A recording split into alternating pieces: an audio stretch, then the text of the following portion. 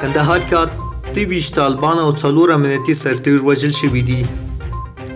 د کندهار امنیتي چارواکي وایي په دغه ولایت کې د وسلوالو په 2 ډله ییزو بریدونو کې پولیس او وسلوالو ته مرګ ژوبله اوښتې. د کندهار د پولیسو وایان سارمن جمال بارکزی نن چهارشنبه د غویي درېیم امریکا غږ آشنا ته وویل چې لومړۍ نښته تېره شپه د ډیورند فرضي کرښې ته نږدې د سپین بولدک ولسوالۍ په مارګو سیمه کې رامنځته شوې ده.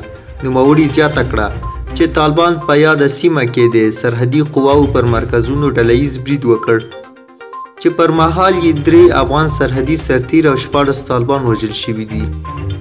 هغه وویل چې نښته د نن سهار تر ناوخته پورې دوام درلود. د سپین بولدک د سارګو په سیمه کې وسلوالو د امنیتي ځواکونو پر مرکزونو حمله کړې چې زموږ سرحدي قواوو یې په ځوابي برید کې هغوی پر شا تنبولي چې په پایله کې 14 وسلوال برید کوونکي او 3 سرحدي سرتېري وژل شوي دي. 9 وسلوال او 4 سرحدي سرتېري ټپیان دي. دغه راز د کندهار په ژړۍ ولسوالۍ کې هم د پولیسو او وسلوالو برید کوونکو ترمنځ نښته شوې چې د چارواکو په وینا دواړو لورو ته پکې مرګ ژوبله اوښتې.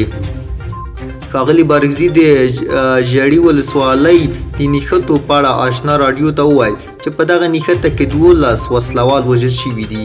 بارکزي وویل د ولسوالۍ په میرهزار سیمه کې د پولیسو پر مرکزونو وسلوالو ډله ییزو برید وکړ چې زموږ د پولیسو لخوا په ځوابي برید کې 12 وسلوال وژل شوي او 9 یې ټپیان دي.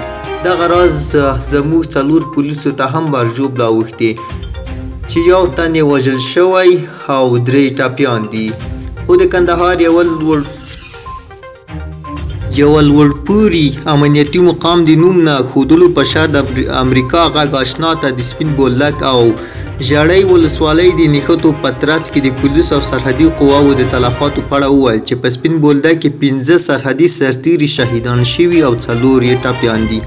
دغه راز سرچینې په ژړۍ ولسوالۍ کې د پولیسو تلفات شمېر 9 تنه وښود چې 3 شهیدان او 4 یې ټپیان دي. ژړۍ او سپین بولدک په کندهار کې له نسبتا امن ولسوالیو څخه بلل کېدې، خو له تېرو 2 میاشتو راهیسې ورڅخه د ناامنیو خبرونه ترلاسه کېږي. خپله وسلوالو طالبانو د کندهار د تازه ناامنیو په اړه کومه تبصره نه ده کړې.